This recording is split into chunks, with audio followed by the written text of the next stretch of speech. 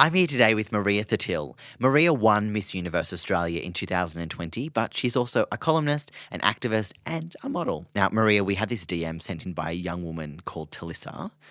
We do this all the time on the podcast. And do you mind having a listen and sharing a bit of your expertise or advice? I love that. Okay. I love it. Let's do it. Let's do it. Here we go. When I was 23, it was my graduation day at uni, and I had finally finished my degree. I just moved back home with my parents because I was so broke. I had an overseas trip booked with my best mates. I just started dating a guy who turned out to be the love of my life.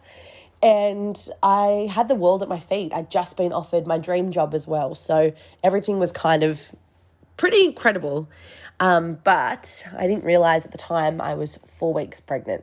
So I took a test. I went to a McDonald's bathroom and I took one test, and then I took another test, and then 5 tests later I realised that, yep, I was pregnant and I didn't want to be.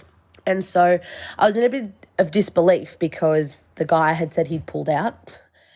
Okay, for me, I just need to hang on a minute. Hang on. But the thing is, that's not really an effective method of It's not.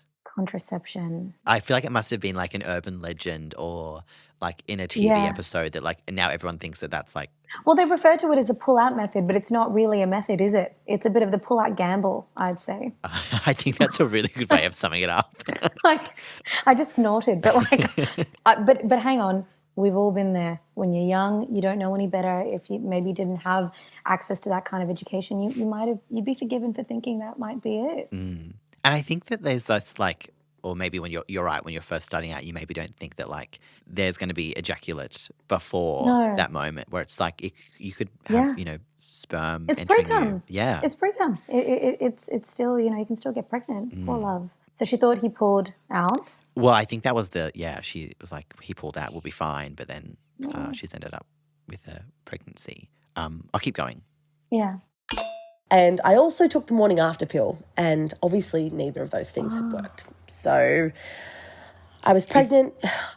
Is that common that the morning, oh my God, iconic that you're drinking at McDonald's? I'm so jealous. I am who I am. Like, she's not hiding it. we know it's no secret. I do love McDonald's. But with the morning after pill. Is that common that it doesn't work? Well, I mean, it's I not don't but it's not a 100% effectiveness rate, and depending on when you take it after you've had sex, and it gets less effective every single day. Right. However, I had been in a situation. It was actually it was a few months ago actually that I'd slept with somebody and used contraception, but I was still a little bit unsure, and I was mulling it over, and it got to like 3 days after, and I'm like, you know what, I'm just going to have to take it because I want to make sure. So it depends when she took it. All right. Because the morning after pill isn't just the morning after. Oh, it's the days after. It could be the 3 day after pill in times. I mean, maybe we'll hear what happened. Yeah. I knew I didn't want to be a mum. I didn't want to raise a child. I'd never thought about having kids before. And I knew that I had certain steps that I was able to take. So I called my best mate and I told my mum later that day. We sobbed for a really long time. She was just disappointed for me, I think, that I was in that situation to start with, basically. And I Googled abortion clinics and I found one in Wollongong and I called them.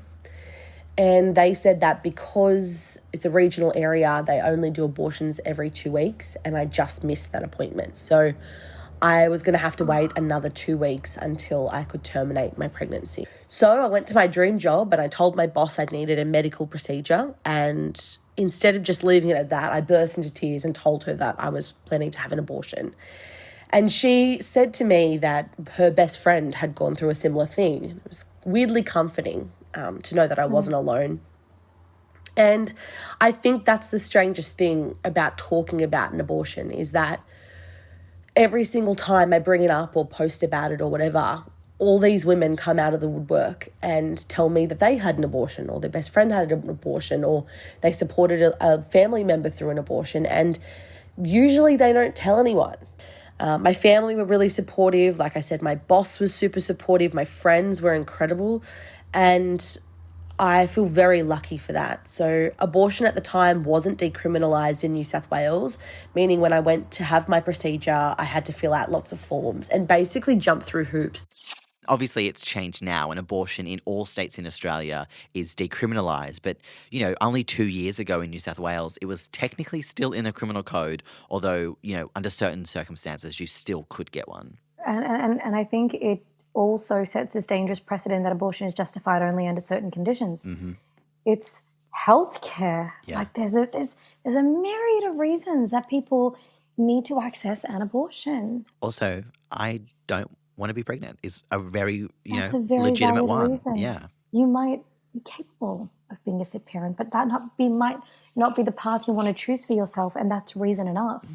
Again, I think the thing that underpins this is, again, it's letting your personhood, the personhood of the person who is pregnant, it hangs in the balance, because it's like, it's actually not about that.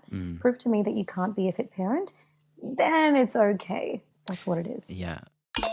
Which felt really crap at the time, that it wasn't enough that I didn't want a baby or to be a mum, that I had to somehow prove it on paper.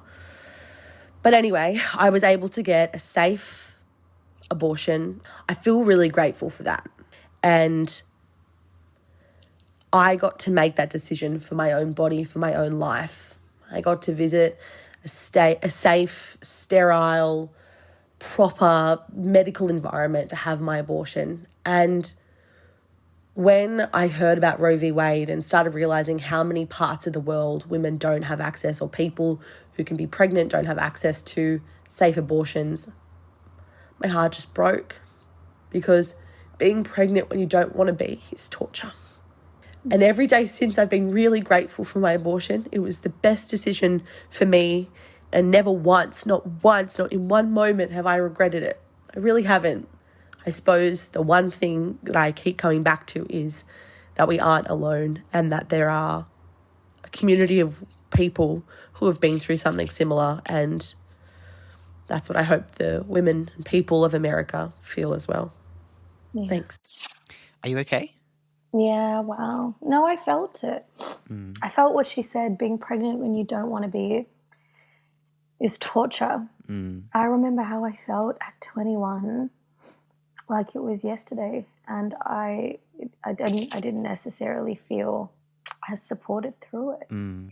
So I know what she's feeling.